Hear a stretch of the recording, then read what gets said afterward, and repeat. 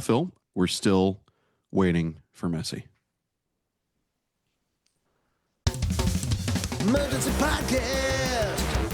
They did a thing, so we gotta talk about it. Emergency podcast. It's an emergency. Emergency podcast. Shut up, hey, shut up, hey, shut up. Emergency podcast. It's an emergency.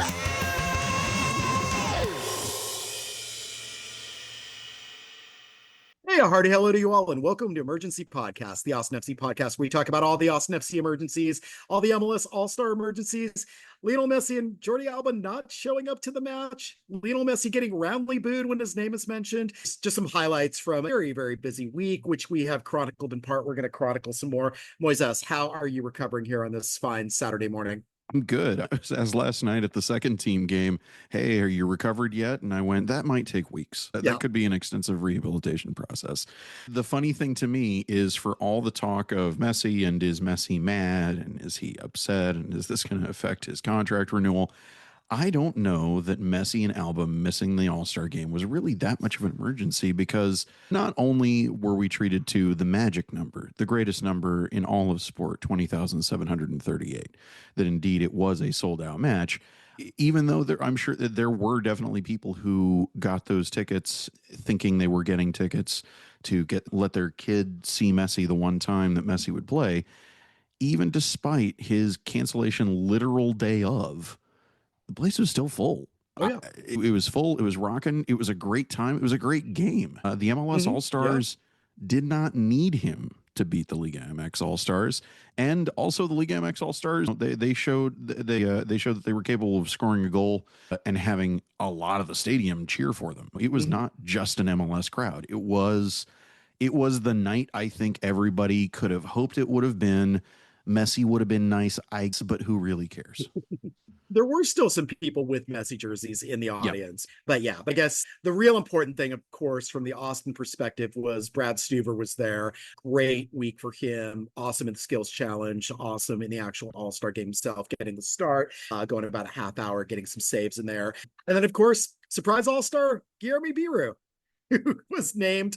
Jordi Alba's absence that morning allowed Nico Esteves to tap him. He was in the middle of training when he did that. He let us know. And lo and behold, wouldn't you know it, he trained harder and he got ready and he got himself a number 2 jersey, because I guess that was going to be Alba's number, and then played the last 15 minutes and didn't hurt anybody. So a good week for him. Alba, believe it or not, Alba on the roster, I think he was supposed to be number 16. They left Alba and Messi on the rosters. They distributed to photographers because until the day of, that was the roster they were going with. Biru wasn't even on it, and so we didn't know what number he was going to wear. And in fact, asking around, nobody knew.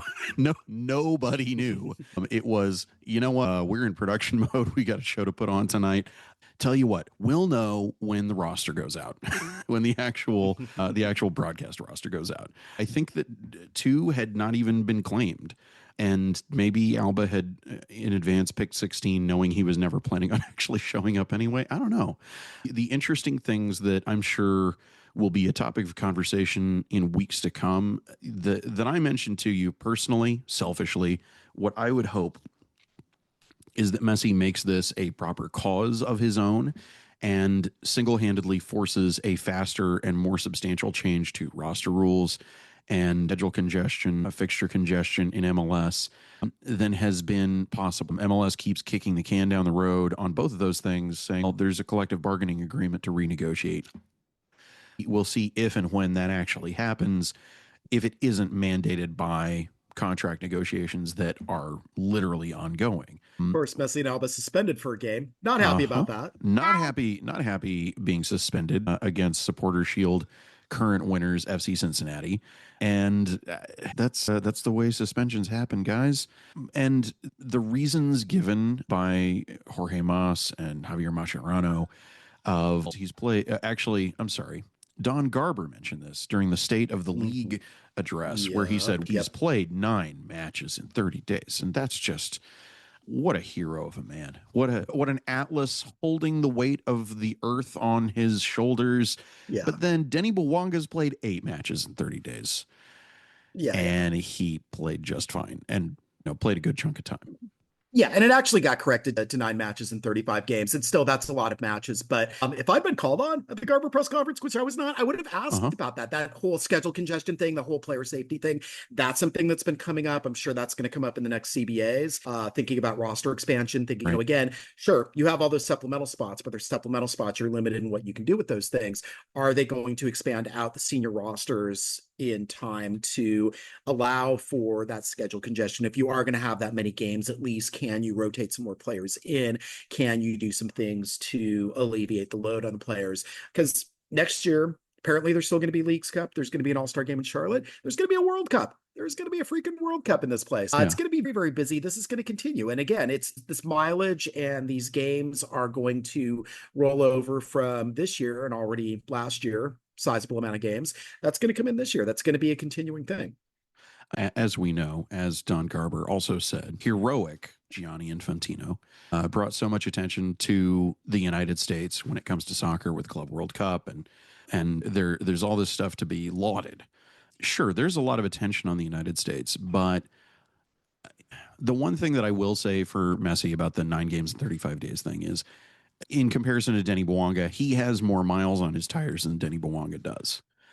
So to me, that's the valid version of making that point. The points raised by those going, won't we think of this man who has done more for Major League Soccer than anybody else?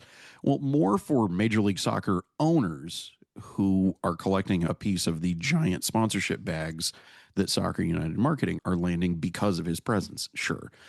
But for the audience, aside from people who were particularly brought to MLS because of the Barca reunion tour that has been going on here, to me, the big advantage would be from his presence and being pissed off about something, resulting in a substantial change to make MLS more of the kind of global level league that everybody knows that the level of play is capable of. But the players are not getting that kind of support. We've heard it from MLSPA reps and MLSPA members, players, as diplomatically as they can without getting fined, talking about how they want to play in Leagues Cup. They want to play in Open Cup. They want to play in all the competitions, but they want the rosters to be large enough.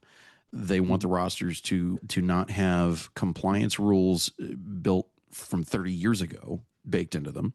And they want to actually have some rest. To be able to rotate the rosters is one thing, but when the roster rules make it such that rotating the rosters are the difference between making it through to the next round of a knockout competition and not, well, that you literally can't have it both ways. So my hope is that Messi gets more than grumpy about it and makes the kind of stand that will actually have a substantial difference on the future of the league. But is it protect the players, or is it, oh, I decided to skip out in the All-Star game and now I can't play a game against Cincinnati? Yeah, it's that to me is the thing. It's good in theory. It's good that he's angry, but in what form is that anger going to take? Is it about his contract alone, or does he make the legacy move, which is what I hope he does? I hope he does something painful for the MLS ownership that are mostly just worried about, is he going to continue to play the rest of the season? If he chooses to sit the rest of the season until if and when league ownership makes an immediate change about not just the one rule that he was found in violation of, but everything else that contributed to that rule existing and other similar rules existing. That's the thing. That kind of stuff needs to happen before the winter window, before the MLS schedule for next season is decided. And that is also the schedule that will, in theory, lead into the shift to the European schedule, the international calendar. We had a lot of things dangled at us in Garber's address.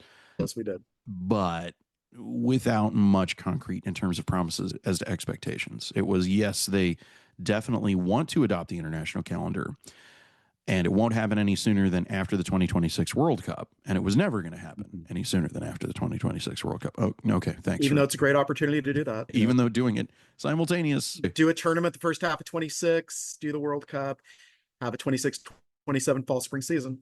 Yeah. You would think.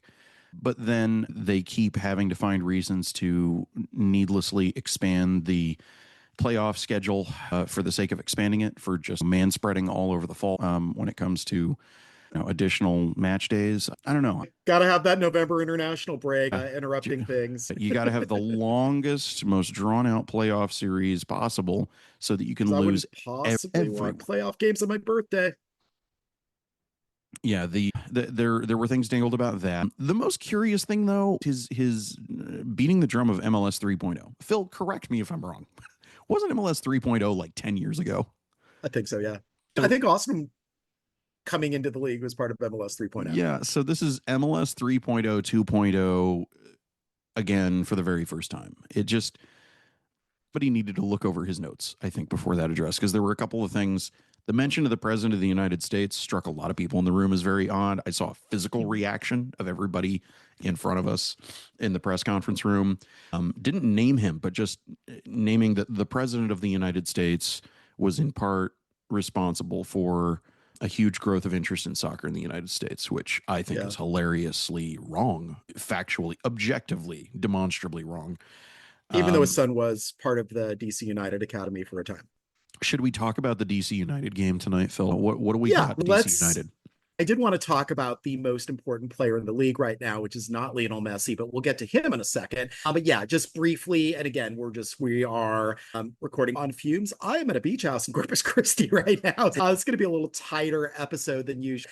But sure, let's have at it. DC United has a new coach, Renee Weiler, who replaced Troy Lesesne. If I'm pronouncing these names, I don't know. This happened a few weeks ago after DC got bounced from Open Cup after giving up 5 second half goals, I believe it was, to Nashville. DC is now 13-7 on the season. That's 0.79 points per game. Of course, Christian Benteke is still part of this squad. Jared Stroud is still part of this squad. Again, this is returning to the legend of Poyo land. We got one of the best things about being the host for All-Star is explaining Poyo to Joe Lowry and John Arnold in the press box. And actually, we were on the outdoor porch, despite it being a little humid. Being outside and being able to hear crowd noise and all that was a definite delight. But yeah, so we got to explain Poyo and we got to explain speed bump to people, which was great. But yeah, so again, we talked about the strength of schedule. We talked about this easiness. Again, this kind of quintessential Andrew Wiebe bonus game. Certainly something that they should win. I don't really have any more thoughts on it other than was hopeful that Nicky Boloco would play. It doesn't look like he maybe even made the plane this time around. So we know CJ Fodry was not activated for second team duty last night. So we figure that he is, I believe, and maybe there was even photographic evidence that he is going to be activated on the roster for this game tonight as well. And I think that's going to be an ongoing thing with Vasquez out. I think Fodry is going to at least be in the 20. He'll be on the team sheet, even if we don't see him get minutes much more often, because they need the additional flexibility up top as they continue to make sure that they figure out how to make things work in the no longer two striker system that they were rolling with. Even though Uzuni was ostensibly on the wing, they were playing him and Vasquez as dual strikers. Yeah, to me, going into this game, one of the important things about All-Star, the vibes and energy. Look, Brad's not a field player, but the additional energy that he brings to the room coming off the fumes of what All-Star was for him is a big thing and can't be denied. Same thing with Bidu. Bidu was bopping around the locker room like a kid in a candy store. He got the mid-morning call-up for a game the same day. Hey, you're going to play 20 minutes. And he looked absolutely thrilled to have defended against the wunderkind 16-year-old on the Mexican side. He had a good old time. He got a really warm reception from the fans. The fans trotted out the vignette pieces of art of Brandon, Bidu, and Brad and brought them out during warm-ups. There were signs and banners. There were songs whose lyrics were modified. It was something that not the entire squad was out there, but the pieces of them were out there, and various players were out in the bowl watching the game. And to me, them going to a DC that has not been playing well under their first proper game under their new coach feels to me like a solid opportunity to absolutely rock an opposing side and starting on a solid run of form that they want and need going into 2 back-to-back home Copa Tejas matches. That's a whole other thing. For me, the momentum could not be better set up right at the moment. Let me share another fun statistic. Yeah. DC currently has 20 goals scored, 45 goals given up, a negative goal differential, negative 25 goal differentials. If Mircea Uzuni is going to continue scoring goals, be a good time to do it. Be a good team to do this against, because they seem to give up a lot of goals. They sure do. Do we have anything else we want to hit on DC United, or do we want to let's preview the week of stuff that we are going to drop on people next week, Phil? How about that? Okay, we'll do that, and then we'll circle to most important player in the league. So yeah, take it away. Okay, so Monday Night Live, which we talked about on our most recent episode, went off beautifully. We got multiple panels of folks in. We introduced the new greatest championship in sport, the Hot Take Challenge Cup, a full creation of Verde All Day, which is copyright and all rights reserved Verde All Day. We are the founders from the poetry slams that I used to run. Mm-hmm. Yeah, we are the founders and co-adjudicators and arbiters of what was going to be one championship that turned into multiple regional championships. But we'll get into that in the episodes themselves. But we had four multi-person panels and a final, and then in the middle, sandwiched in the middle, we had a heap and help and a Bogart meet. We had Tom Bogart, who we didn't expect to show up, but just was there, and we said, "Hey, Tom, we're going to put you on stage." And Tom said, "Okay, Phil, now get the knife out of my ribs." Pork roll into the middle. Yeah, all we had to do was bring up pork rolls, and he was in. He brought it up. He had pork roll on his New Jersey themed jersey. Indeed. Which was pretty fun. Yeah, and there's we'll obviously, when we roll each of these out, which will be in the coming week here, we'll set the stage, and with Bogarts we need to set the stage in particular on that one, but you'll get some context, and then heap and helpings of podcast goodness in your feed all next week as we are heading into a weird bye week, because that Houston game is not going to happen until August 9th. What are we going to do in between? Obviously transfer window doings possibly. We'll bring some news, and we'll figure some things out on the Verde All Day side of things. But emergency podcast, as soon as we get the editing underway, we'll have a lot of stuff for you, and should be a treat and should be a lot of fun. For those of you who came out, of course, thank you for doing that. It was wonderful seeing you. For those of you who didn't, that's what this podcast feed is for. And thanks to our friends and partners at Otra Por Favor, without Richie Contreras, literally would not have been possible. The king of the tech setup, set up everything, recording, amplifying, and making it all work. And We're Austin TV, helping co-promote it, helping get the word out, helping recruit people to show up, and also bringing in the sponsors to pay for a couple of giveaway jerseys that we gave out. One of which was the sponsorless MLS All-Star one, which to me, that's the way to go. Why get Old Spice on your shirt when you don't have to? And a fun time was had by all. The bar staff at Hop Squad told me that on a Monday, the night that they are generally not open, Monday Night Live was able to generate this not unlike a Friday. And that's truly a testament to everybody who came out to support us on a night when there were conflicting things going on. It was right in the middle of all the All-Star madness, so can't appreciate people coming out, being a part of it, promoting it, and even if they were going to the MLS Next All-Star game, to elbow 13-year-olds as parents out of the way so that they get a place in the stands.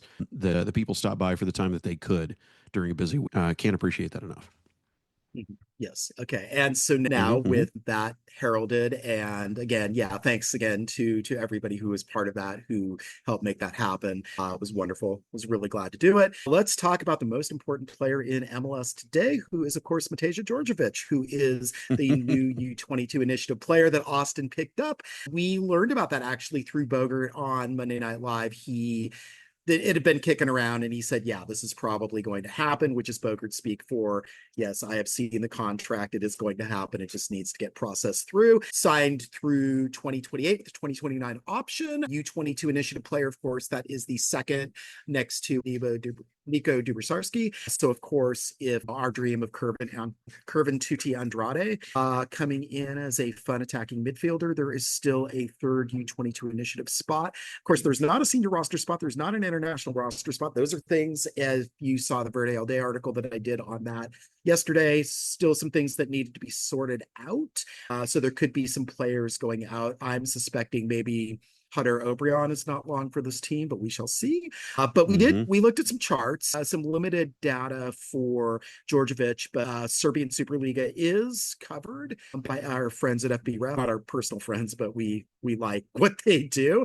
I looked at the charts with comparisons with all the existing center backs, and in particular, Svatak and Đorđević together, they complement each other very, very well. And I think if you pair them together, you have a pretty fairly competitive kind of Voltron center back pairing in those two. So that's one that I look forward to in particular. Should Đorđević develop as we think he will, putting him next to Svatak could be a lot of fun.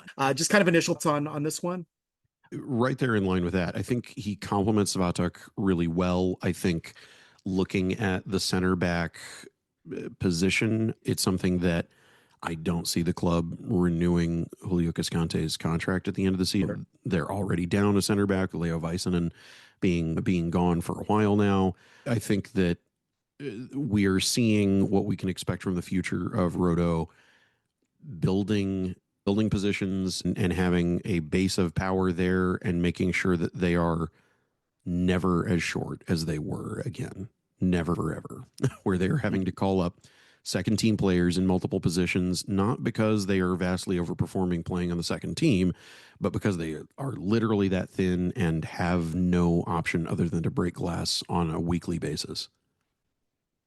You have a body and you play soccer. Uh-huh. Get on out there. Be part of this roster. Yeah, I'll be interested to see how he performs and how quickly he adapts and acclimates to the climate, to the travel, to the system, to all of that. And frankly, I'm not feeling we got to break glass, we got to get him on the field the very next second he possibly can, because there is the benefit of time. He can get worked in.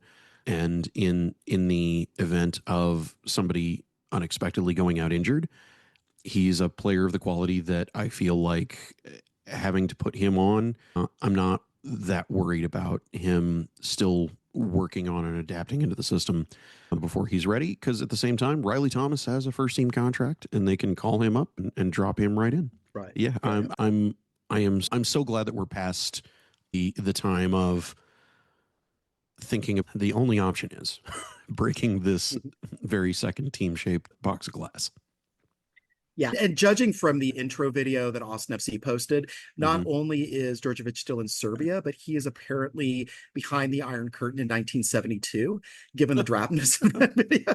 So he's got to get through the whole fall of the Berlin Wall and the dismantling of Yugoslavia. Time and travel's all of rough, that. man. Yeah. So it might be a while before he gets on the field. In all seriousness, I think there's also a geopolitical thing that we've never faced with this team that we're going to see how it's going to work out. Something that various people did mention was, so you're going to put an Albanian and a Serb on the same team together? How's that going to work? And I don't know. I think they would not have made that move if they were worried about it. I'll put it that way.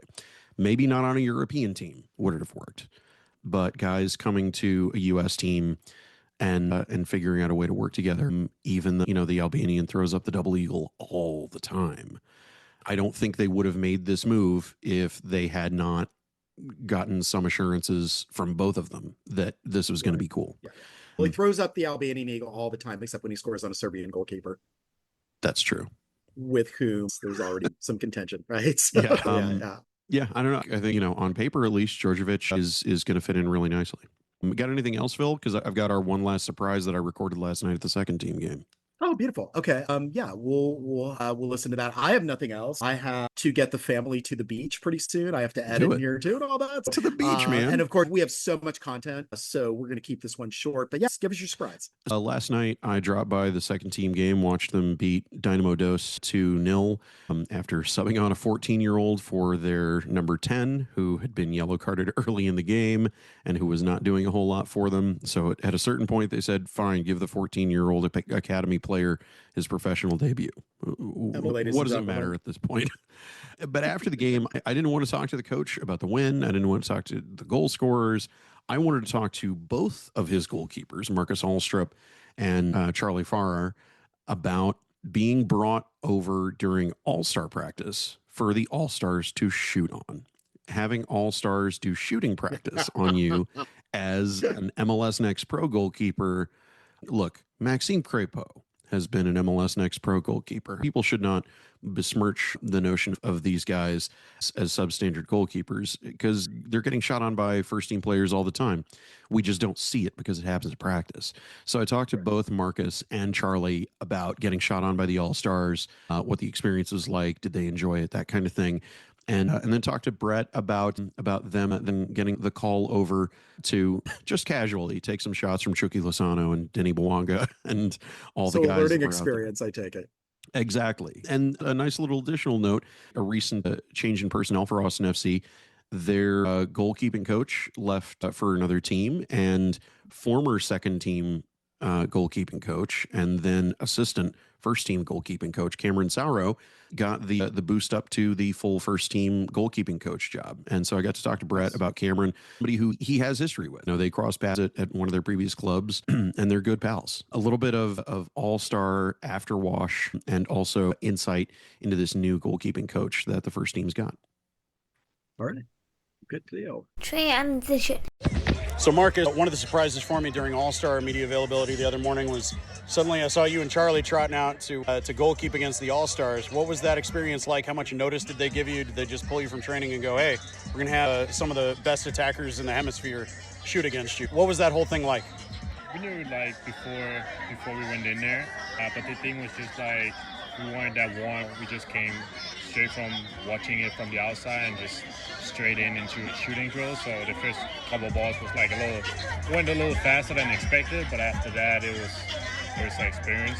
Came a little bit faster than expected, but you don't think too much about it. You just go in there and then you just do your job and save the ball. Any of those saves particularly enjoyable for you? Any of the guys that you immediately recognize? I was having trouble keeping track and I had a list of everybody's names, but anybody in particular give you a special amount of challenge? Especially like Bouanga, Obando, the big players, those who's taking almost every set piece from the team in the league. But yeah, besides that, there was like a high level from everybody, and it was challenging. Did you enjoy getting to shut anybody down? Were any of them you particularly enjoyed knocking out of the way? Oh yeah, for sure. And especially as a young goalkeeper, you definitely enjoy that every single time you have the opportunity to try it. And I can only recommend it for any other young goalkeepers going forward if it ever would happen for anybody else.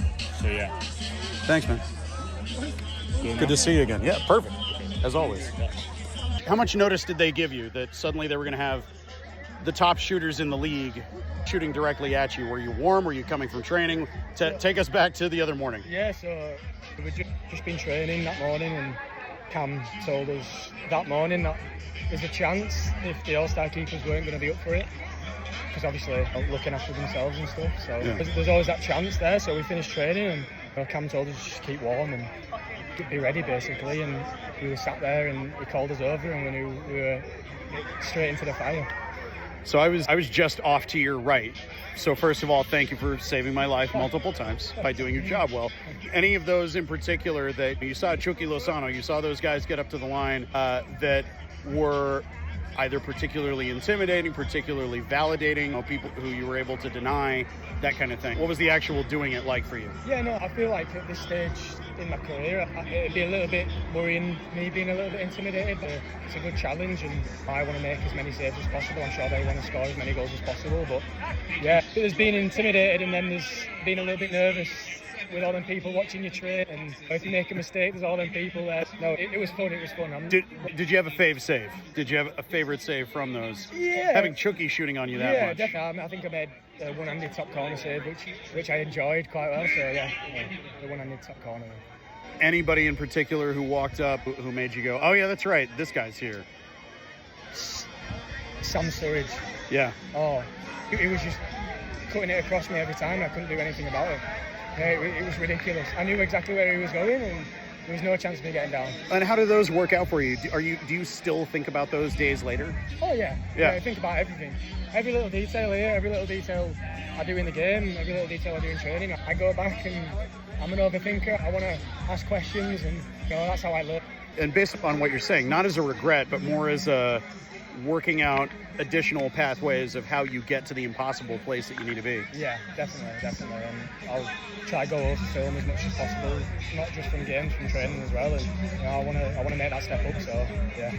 Having that unique opportunity of having all the All-Stars here during that week, any particular enjoyable things about having things be a bit more crowded back there than usual? Oh, definitely, yeah. And obviously, I was called up to be the alternate for the goalie wars as well, for the skills challenge, so that was a really good experience. Getting to meet some big influences and other keepers who were going through the same thing as me, so it's been a really great experience, yeah. And seeing all the stars as well and stuff. Being the alternate, you feel like you've gotten a special hunger for being one of the guys actually in the goalie wars next year? Yeah, I was telling them, I was like, this I need to be here next. I want to be in front of these fans. I want to win this thing. So, yeah, that's what I want. All the best, and let's hope we see you there and you raise the belt next year. Take it back from Houston. I appreciate it. So real quick, a long week, crazy week with All-Star in town and everything. You had your pair of goalkeepers called in to be shot against by the greatest shooters in the league. What was that challenge like from your perspective for these guys? How was that good for both Marcus and Charlie? I think it was just anytime you could be around high-level players and see what it looks like at the absolute, with our top level here in the U.S. is such a big benefit for our young guys to see.